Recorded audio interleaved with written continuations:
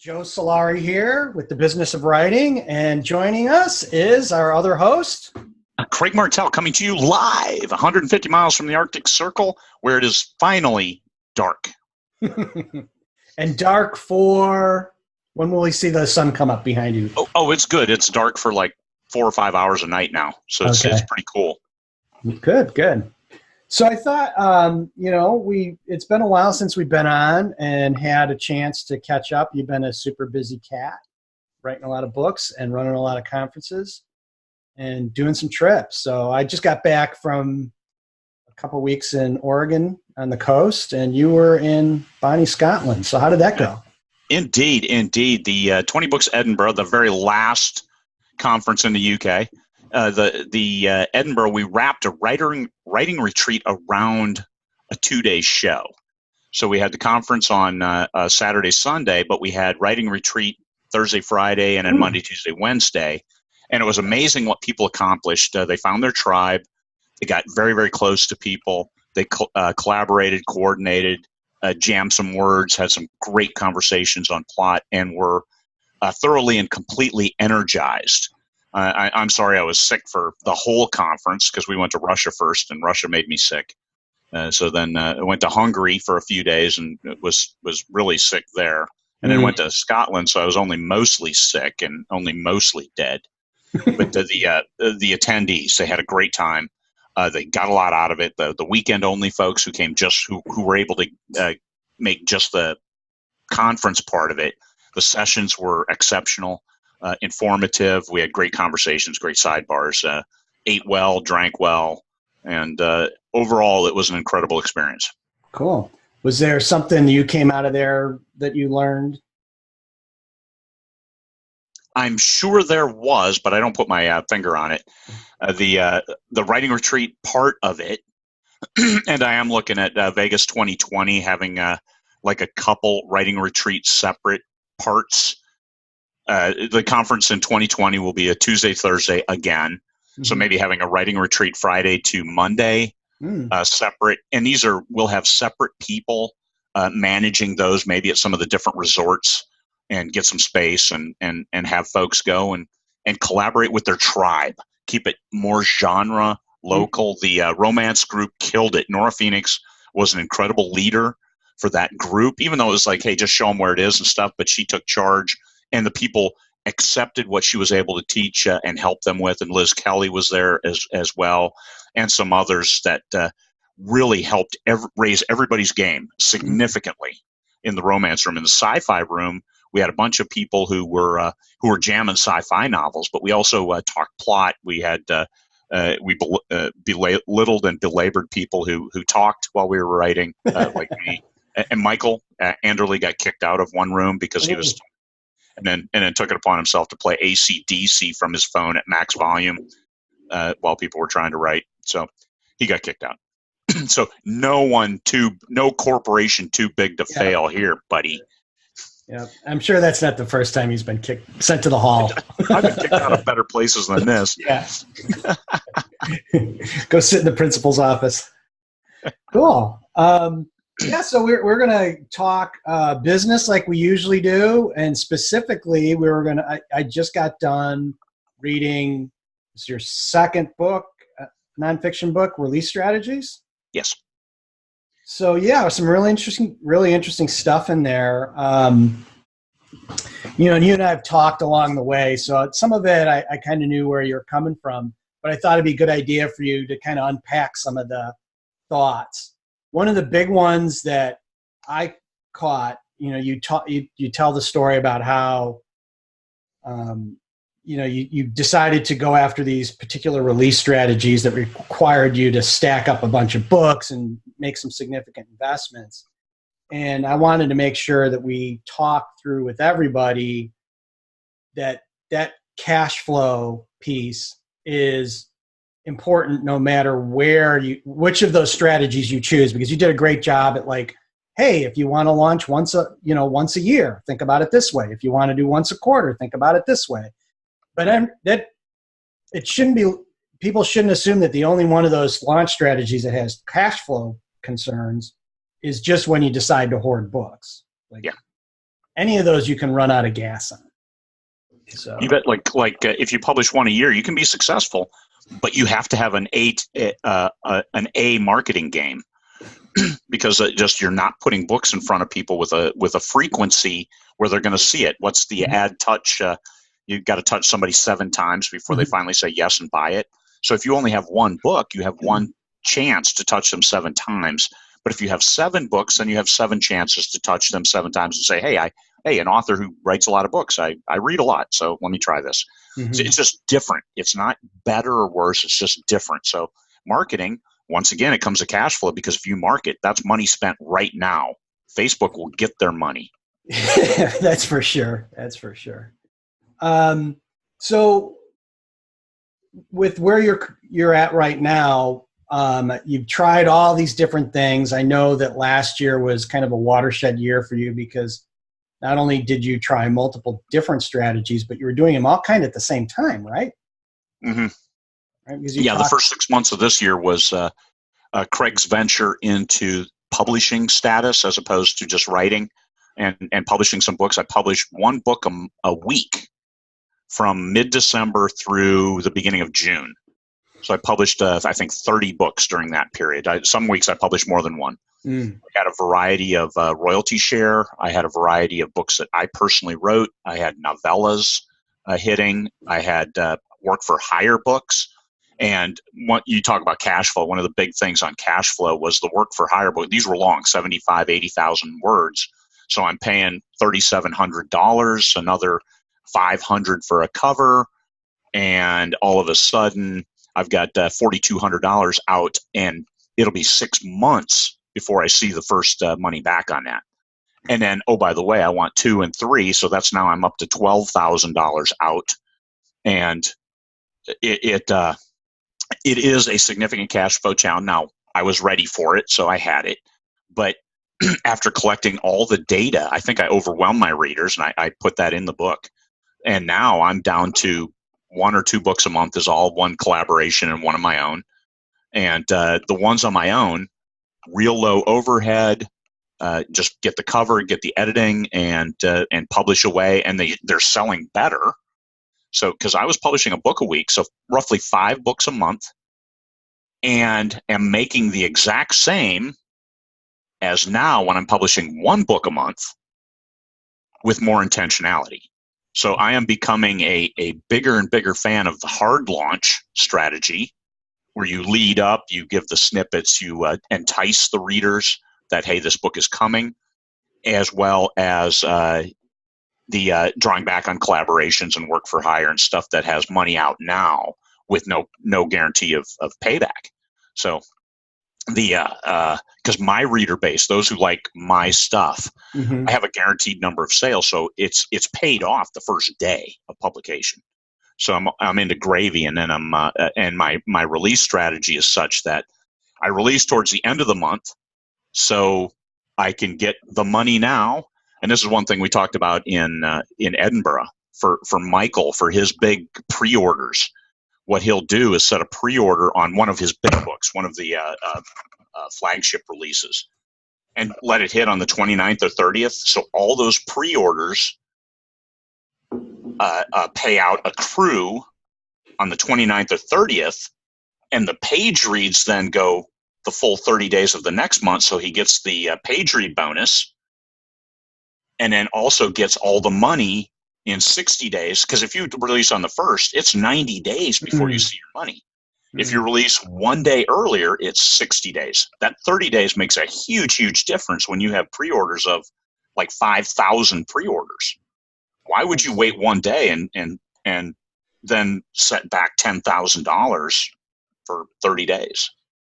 Well, yeah, this whole cash flow thing is such a powerful tool. I mean, it's on one hand, it's the number one business killer, right? Like the number one reason why, forget about just publishing, any businesses throughout history have failed is because they run out of money.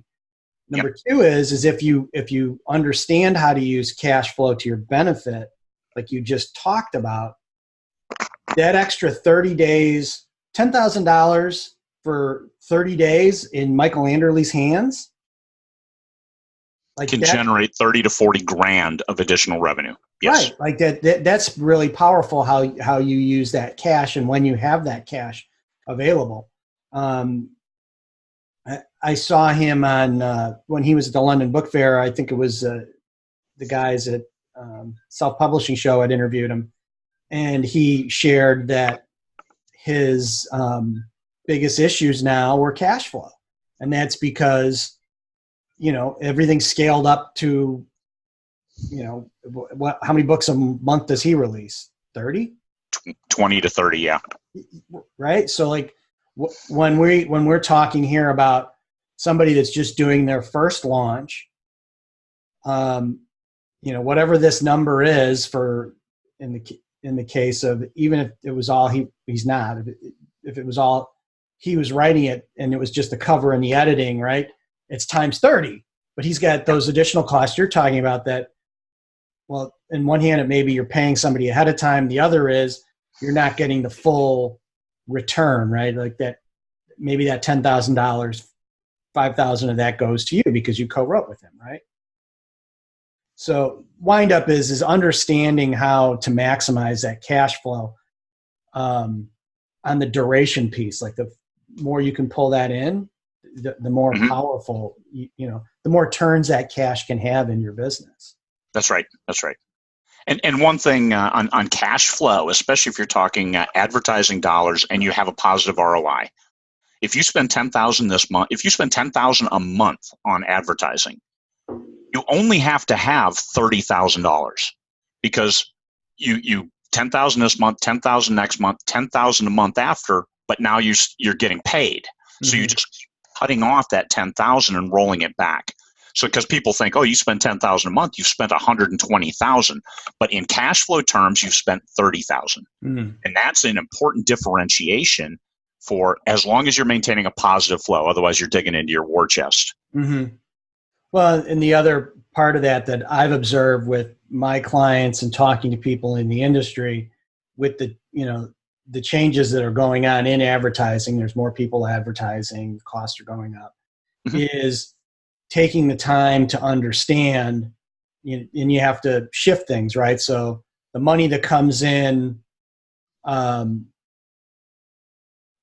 months, you need to compare to your advertising this month, right? Because those earnings came from advertising this month, and understand the percentage of advertising to sales, right? It's this. You don't have to use a fancy spreadsheet. You can divide those numbers into each other and understand the percentage of advertising cost to sales, and just watch it, right? If you don't,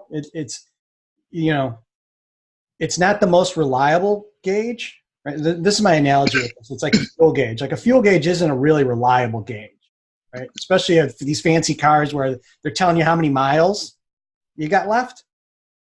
But that's better than never looking at your gauge at all. Yeah. That's the really bad decision. It's like, well, I put gas in the car sometime, and I'm going to drive it, and you'll know when you run out of gas. And then it's a whole new set of problems. So sorry about that tangent. You mentioned a word that was a couple times in the book, and you mentioned it just now with a little glint in your eye, and that was intentionality. You want to talk a little bit about intentionality, what that means to you, and how that may have changed over the past year? After I got my law degree, I became a business consultant, and that was one of my favorite words, because intentionality means you go after something with purpose. And if you're doing a launch, intentionality is, I am going to not cast this upon the waters and hope that it flourishes. No, it's here's exactly what I'm going to do to improve the chances of success, because the readers are always the final arbiter. But if you get it in front of the readers and 7 times, and you have other people tout your book. I mean, Brian Meeks, he got a great quote from Kevin J. Anderson on the first book in his fantasy series. He got a BookBub feature, and this should launch Brian into, hey, look at this. And it's a 60,000 word epic fantasy. How Oh, that's too short. No. Yeah. It was like, that's not epic fantasy. Absolutely it is, because it's the story, and there's 3 books. So people can keep reading. I mean, it's not Sword of Shannara or Lord of the Rings. It's a good story, and it goes. But that quote by Kevin J. Anderson, and these are the kinds of things that you improve your chances of success, because Kevin is a well-known quantity. If you have a thriller and you have a Mark Dawson quote, because Mark Dawson is a BookBub favorite, he gets, I think he's had 40 over the years. So if you had a quote from Mark Dawson saying, this thriller is what I read when I have time. Mm-hmm. And Mark Dawson, if you had something like that, BookBub could look at that and say, well, hell, yes, if Mark Dawson reads this because he's successful, then this is what our readers would like. And so you hedge your bets. Now, no, everybody don't send your books to Mark Dawson. I already did that, and he hasn't read mine yet, so nobody else send him theirs until he reads mine. But that's 20 Books Bali. Brian Meeks met Kevin J. Anderson and was able to form a relationship there. And that's also the benefit of the conferences in Edinburgh. Dakota Kraut was there, and he signed 2 different people to write in his universe because he's expanding.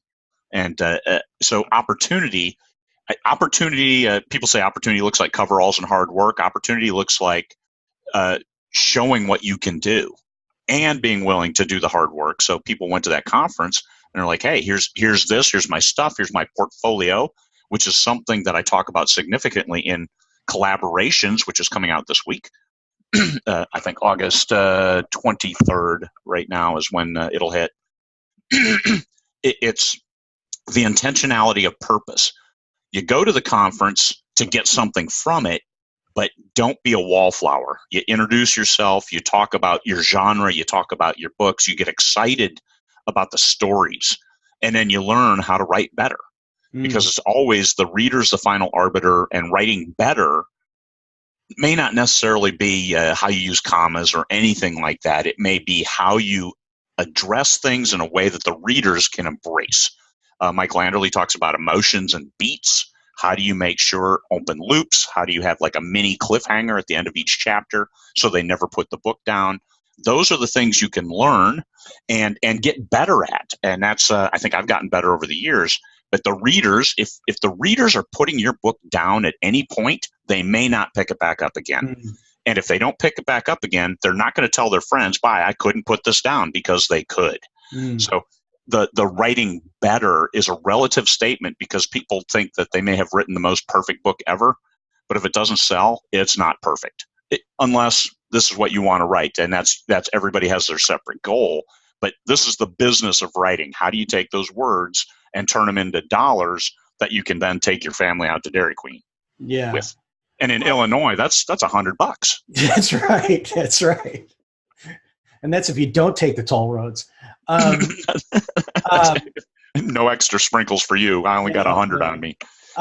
Yeah, and that's, we've everybody that we've ever had on this channel, we always talk about the business, right? And how and what your business is meant to be, is that changes, right? And in similar ways to writing craft, you can learn business skills and business techniques to get more out of what you're doing, but we're not here to write a Pulitzer Prize book, right? This isn't about creating literature per se. I mean, if you do that, that's great. I mean, but even you look across the history of this business, the people that have done well have put out a quantity of books, right?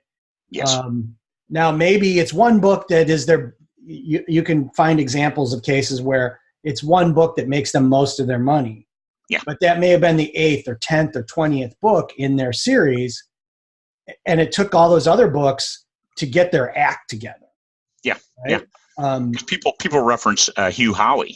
Wool, look at that. Overnight success. It took off. Wool was his 10th book. Yeah. So it's, yes, that book took off. That book made him almost all of his money. His subsequent novels, good. They made him a lot of money, but his 10th novel. So always learning. Yeah. Yeah. And, people talk about Stephen King, and I was just reading somewhere they're talking about Stephen King and like how he made, so much money off of one book. And it's like, yeah, but if you look at the length of time this dude has been writing and the different things that he's done, right? First off, if you know his work, that's all in this world, right? Like they're all connected, right? And there's this thread that's going through all those books. And he's living proof of how that work of that constant, consistent work to put out to his audience, right? That's the one thing that he's always been really good at, is identifying people that like Stephen King books and writing to that audience, that this will make you a boatload of money. And was it last year or the year before? He made more money off of books that he wrote over 20 years ago than he did with the books he wrote that year. Yeah. Like, well, keep in mind, Stephen King was a marketing executive, wasn't he? Before he came over, was that James Patterson? I think that was Patterson. Okay. Yeah, I don't know what he was. He was writing from a young age, right? Because he. Okay. But the point, my point in that is that like,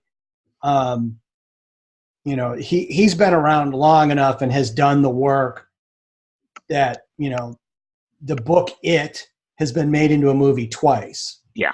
Right. And made a ton of money. That was something that work was done decades ago, and that book has ebbed and flowed as part of his backlist, right? There's probably been years where, well, it's always Stephen King, right? But like the point of like, don't just think of like, one of the things you kind of talk about is how things trail off. The books aren't perishable per se. The book is, that's your intellectual property for 70 years after you croak, right? Yeah. So, yeah. But how it is in the mix of content in there is going to change. And then that gets to be like, and a lot of authors know that when you release that latest book, then that first book takes off again, right? Most of these long series, doesn't matter what genre, that first book is always the one that makes the most money, because book always comes out and people are like, oh, I'll buy it for 99 cents, but I'm going to go back and also buy that first book. You look at Handmaid's Tale.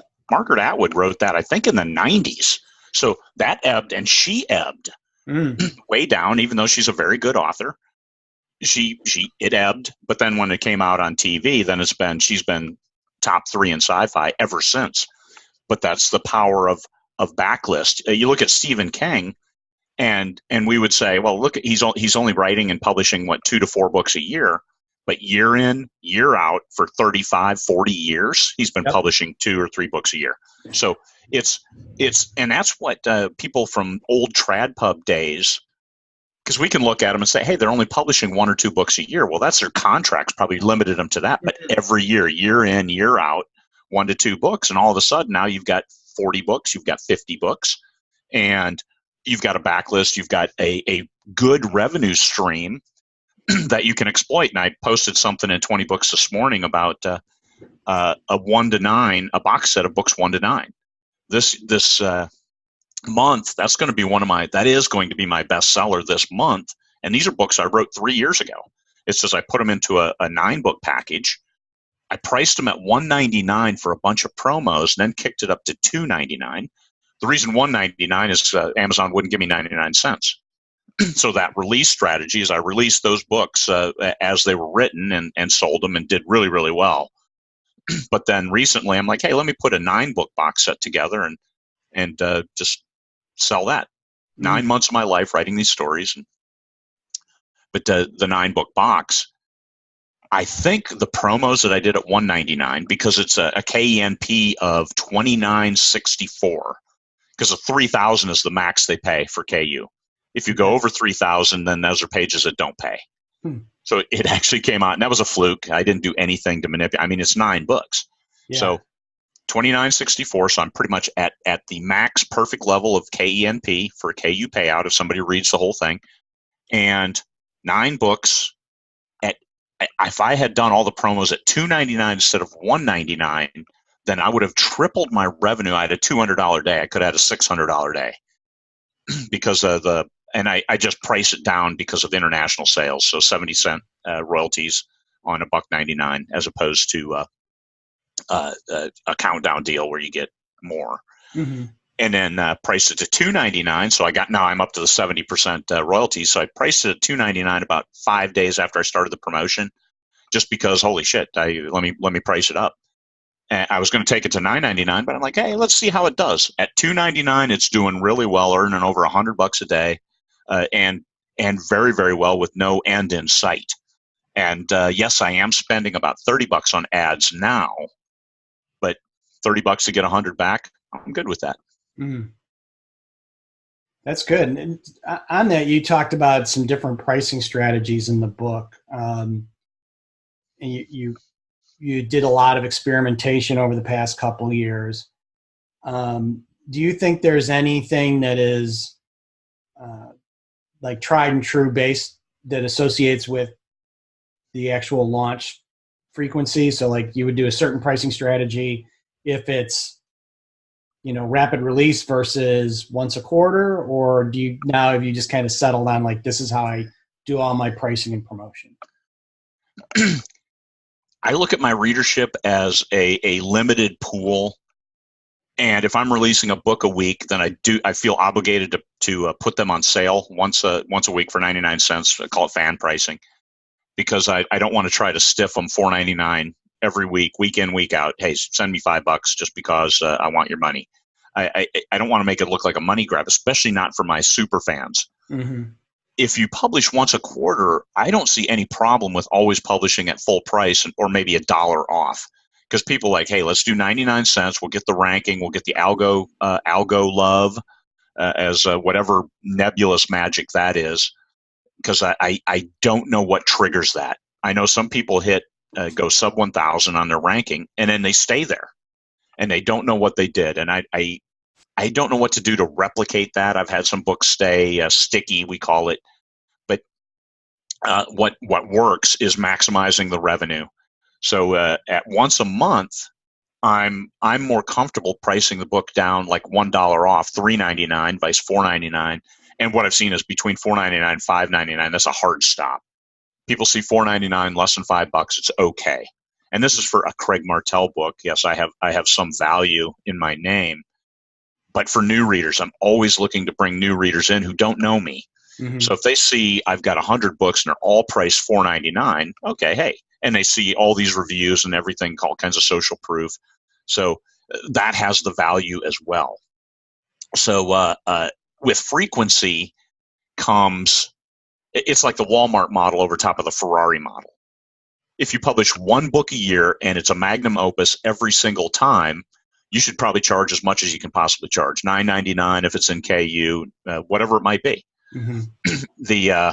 Because that's the Ferrari model. You sell little things at a high margin, or you sell a lot at a lower margin, which is the Walmart model. They only make 3%, but that 3% is worth $200 billion. Yeah. I mean, it's a huge number. 3% on 200 billion is nice, right? Yeah.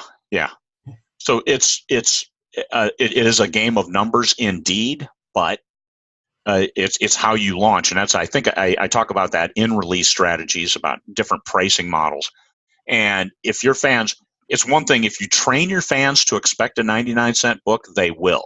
And then you're forced into always launching at 99 cents. If you change, there will be a lot of cognitive dissonance and you will have fans leave because now you're doing a money grab. So be very, very careful about launching and your pricing, because you're like, hey, I'm just always going to launch my first book at 99 cents. But after that, well, now you're training your readers and you're going to lose a certain amount of readership. And can you gain more readers than you lose? If you can answer that question as yes, well then fine, change up as you need to. But it's a whole horse change midstream. Like me, I did 99-cent launches for 2 years, and then all of a sudden I'm like, hey, I'm going to launch at $4.99. People flipped. But I'm going to put fan pricing on Saturday for 99 cents. So I didn't lose anywhere near as many fans as I could have, but there was a little bit of an uproar. Mm-hmm. Yeah, and I think that with it gets back to your word of intentionality, right? Like if you're going to have you need to have a strategy for the kind of, you have to understand the fans that you're going after, yeah, and then what you want them to do, right? Like how you're going to interact. I think that's one of the things that we kind of lose the forest for the trees with this whole algorithm thing. Like when you back up and you say, what is Amazon trying to achieve with their algorithm? They're trying to identify a customer's intent and put it with the best possible product, right? Now, yep. That technology is only going to get better, right? So like in my mind, the ultimate hack to that algorithm is to really understand your fans and what you want them to do. If you keep doing that and repeating it, as Amazon adapts and adopts and changes and brings in machine learning and all the shit that they're going to do, it's just going to learn what you're trying to teach it. Yeah. And do it faster and better. But if you're focused on hacks, then you're always having to learn the new hack that they're just looking to stop and plug, because that's not the ultimate intent. The ultimate intent is when I get on there, whatever I'm looking for, they get me the best possible match to that. Does that make sense? Oh, you bet. Well, and Amazon is about making money. So if you can sell 1,000 books at $4.99, they make more money than if you sell 1,000 books at 99 cents. They're going to give you the same book ranking, and that's the way it is right now, if I understand correctly, and I believe it is, that your price makes no difference in their book ranking or author ranking algo, but they make more money. So I don't see any reason why they wouldn't push higher sales of higher priced books.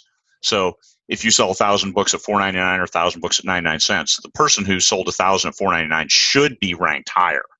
And they aren't right now. I'm confident saying that. Yeah, but I don't see why Amazon wouldn't, because if somebody's perusing the lists, it's like, if 1,000 people are willing to buy this book at full price, then let's go. Let's keep pushing it. Mm-hmm. And if there are buyers who their demonstrated behavior is only buying 99-cent books, well, we'll push the 99-cent books to them. Yeah, and that may be something that changes over time with that, how they figure out rank and algorithm. But again, my whole thing is that as authors, sometimes we're too close to all this marketing and technical stuff, and we have to pull back and be like, okay, there is one single source for the money in this business.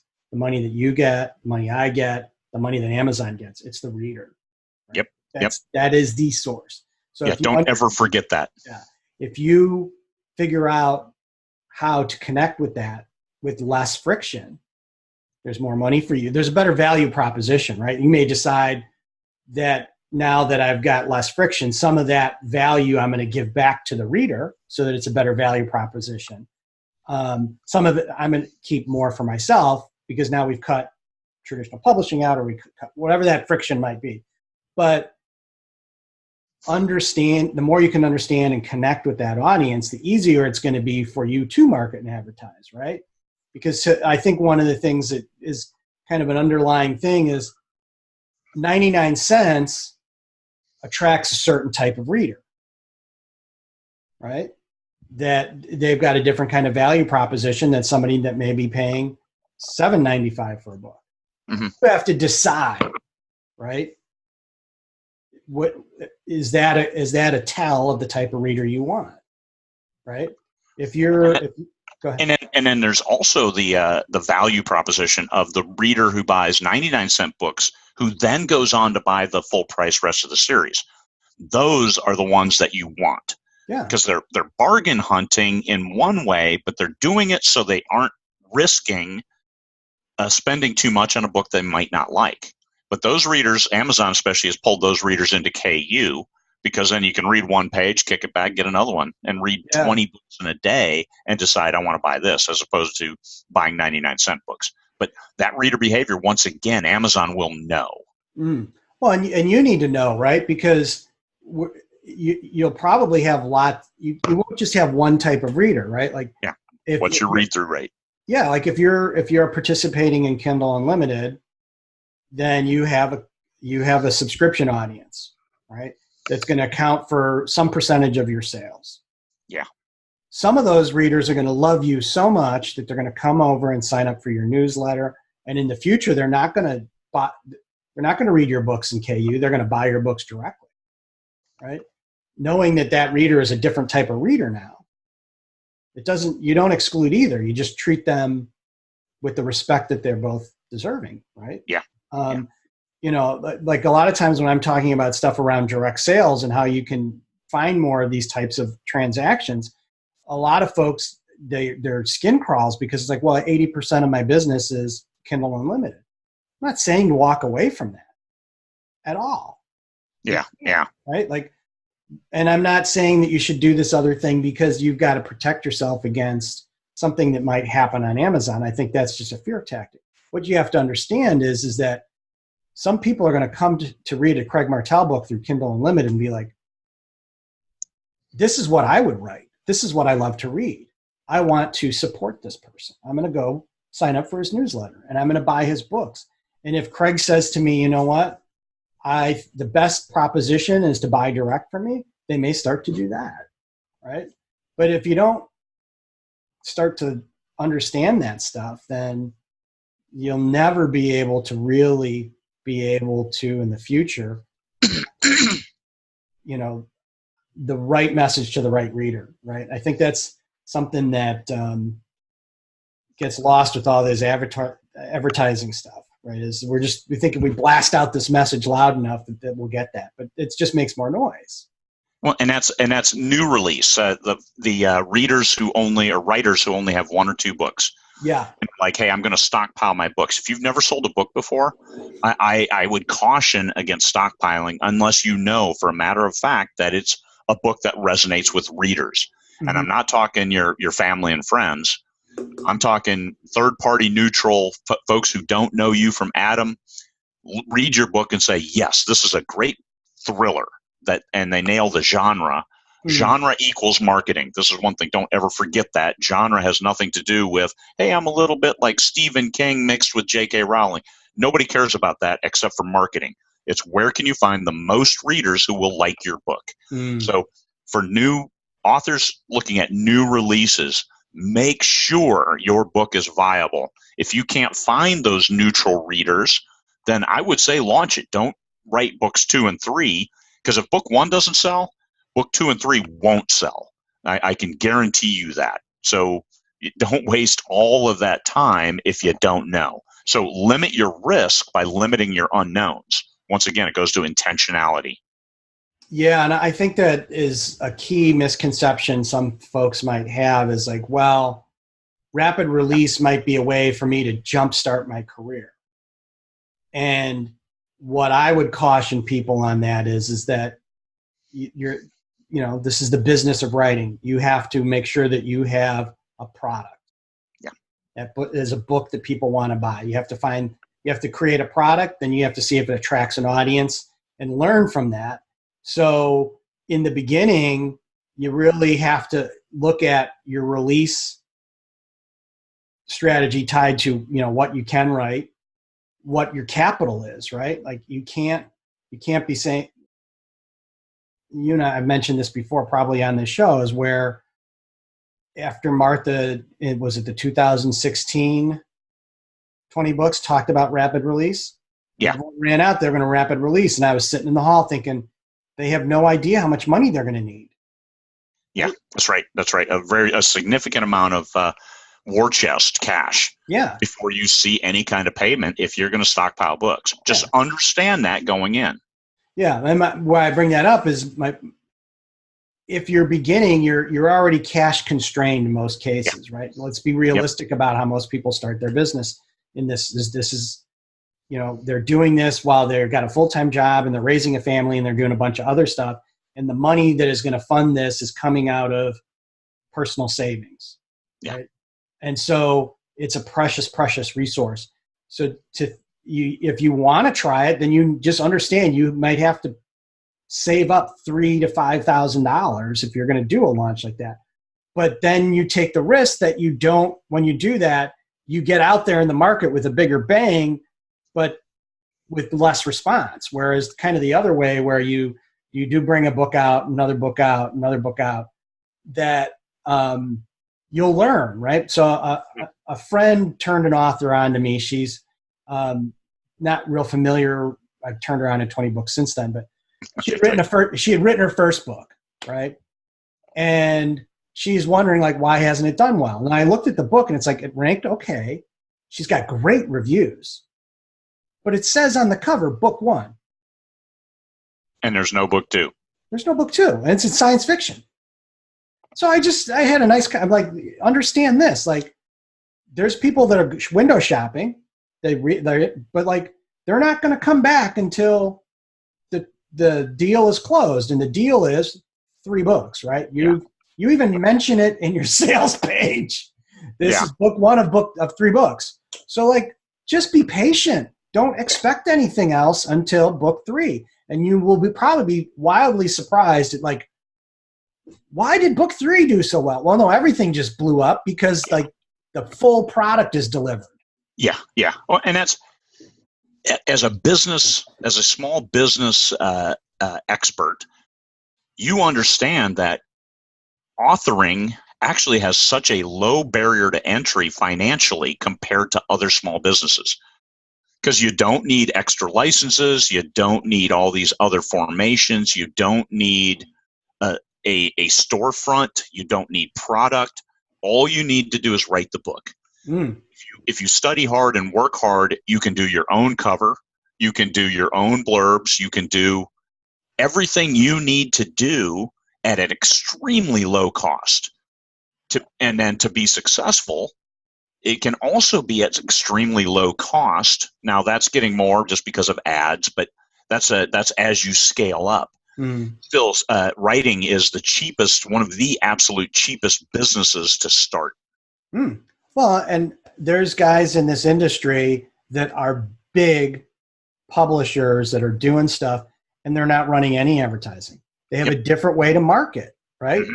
They have the readership nailed, and that's important. They've done what they need to do to establish that readership. Yeah, and whatever that is, it's like their gig. Like, okay, how is it that guy doesn't spend $20,000 a month on advertising?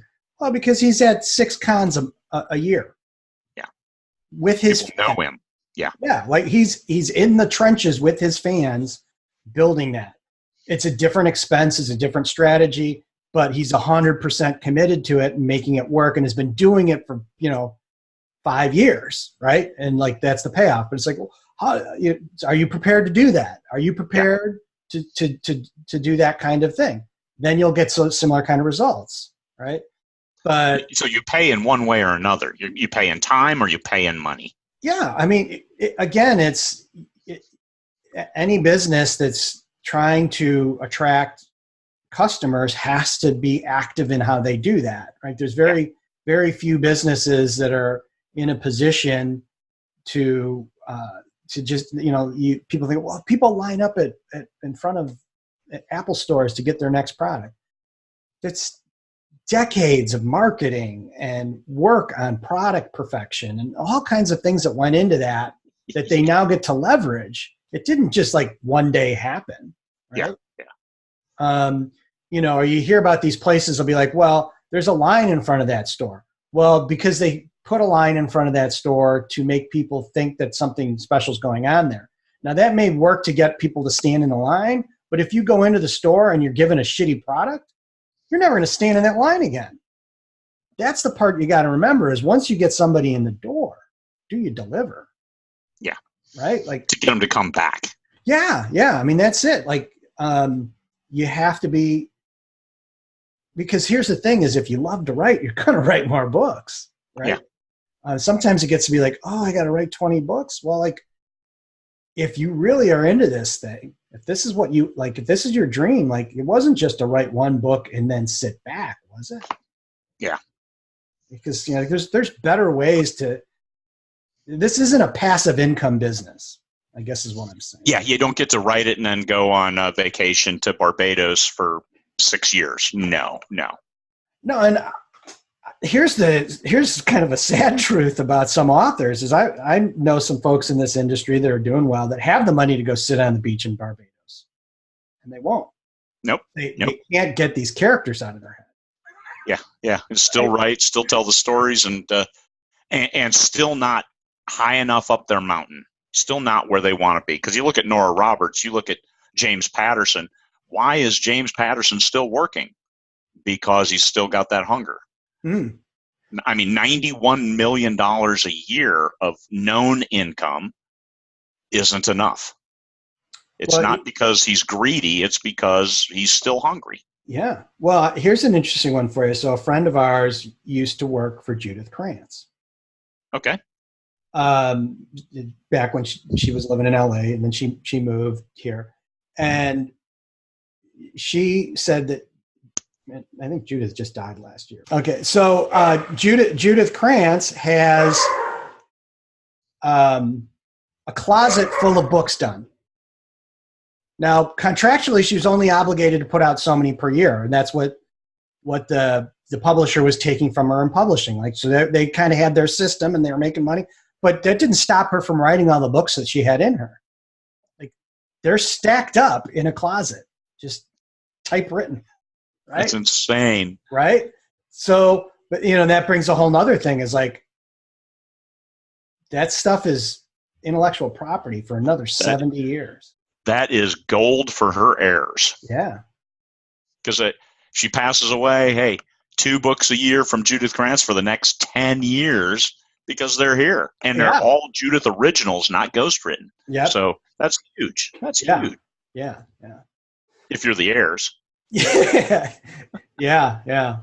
So, was there, you and I can go on forever. Is there anything else that you had from the book that you thought we should probably talk about? I think we hit the highlights. We hit the highlights about cash flow, about and book size is relative. The audience for serials for smaller books, 30,000 word books, is different. You just have to manage reader expectations, and that goes to the intentionality. As you set it up, don't try to pull a bait and switch. Like, hey, here's a full-length book. Book doesn't have a set definition, but people think book and novel. So you tell them a full-length book, and it's only 30,000 words. It's a bait and switch. You're going to piss readers off, and they're going to bail. And if you've got a rapid release of a serial, we did 12 books, 18 days apart. All 12. Every 18 days, we release a new book. And we let them know up front that, hey, this is a serial. These are episodes of 1 hour. But we never said they were shorter, like novella length, because that really doesn't have a definition for people. And that was okay because we managed the reader expectations of 1 hour TV show episodes. We called them episodes.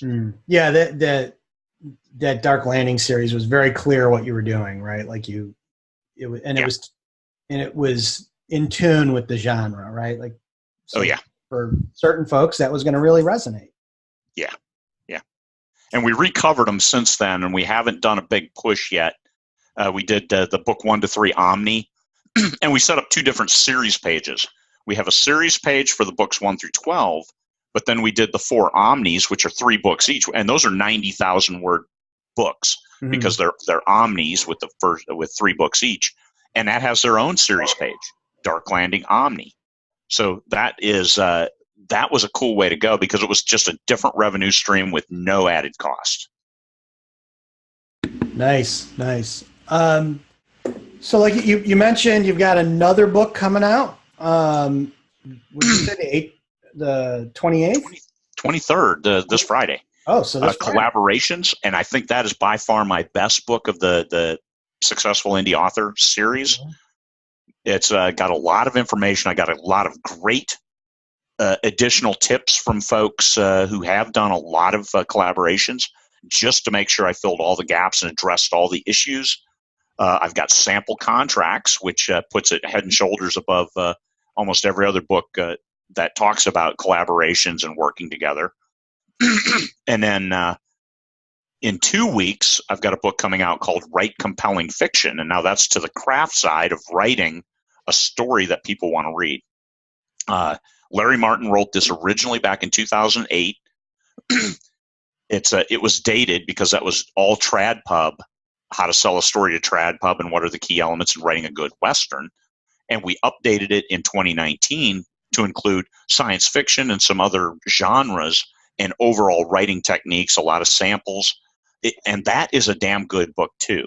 We moved the stuff about selling stuff to trad pub and acquisition editors into an appendix as we focused on writing a good book that appeals to the readers and keeps them reading.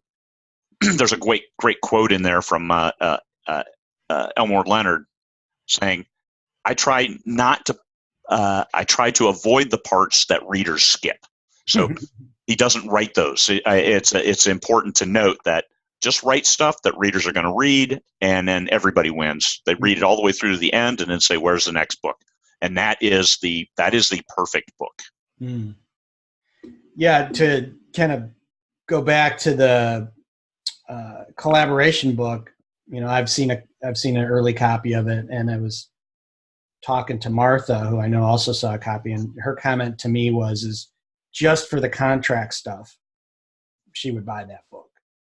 And I would agree that, you've done a really good job at, not to say that you've got to kind of put your own stuff together and nuance how you want, but you really hit all the points of like how to make sure that the deal is absolutely clear, right? Like that's one of the things that, any business, when there's partnerships, if you can sort that stuff out before, yes, right?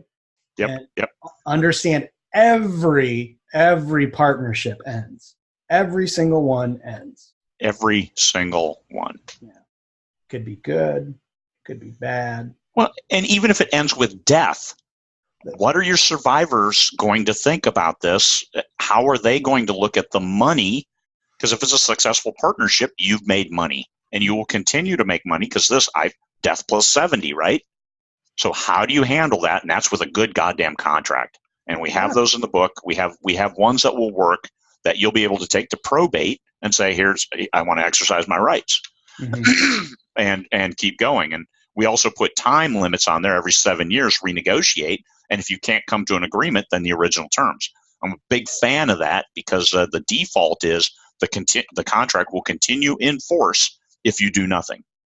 No, it's all really good stuff. And I'll be excited to spend some time maybe next week talking about that after that's released. Yeah. Dig in deep and talk through some of those things. I think there's some it clearly comes out of your experience of doing this stuff, right? Like there's one thing to have a contract and think that this is going to work, but it's another thing to say, okay, I need these things in my contract because this hasn't worked in the past. Yeah. Right? Not that this, you have to work. It just clearly comes from experience. And I think that's a powerful thing to be able to give to the folks out there. You bet. Let's get on next Wednesday at the same time and do that. We'll talk about assuming it's out. I'm still waiting for it from my editor. I thought I'd have it this morning, and I may. Nope, I don't have it yet. I'll be getting it any time now, and then turn it over to the formatter for final formatting. Cool. All right, and I think that's really about it. It's a great book, and it's in KU too, right? It'll be collaborations will be in KU, yeah. Okay, cool. And the current book, the one we've been talking about, which is the release strategies, that's in KU, and anybody that's thinking about that before you do it, pick up the book and just read. There's some great stuff. Yeah, you could, if you pick up the paperback, I got it set so you get the ebook for free. I'm not trying to screw anybody or anything, and the ebook's only $4.99. Yeah. And then you get the ebook for the ebook. The paperback is $11.99, I believe, but then you get the ebook for free. So, all right, awesome. Well, it was great talking to you, and we'll talk next week. all right, man. Thanks, Later. Joe.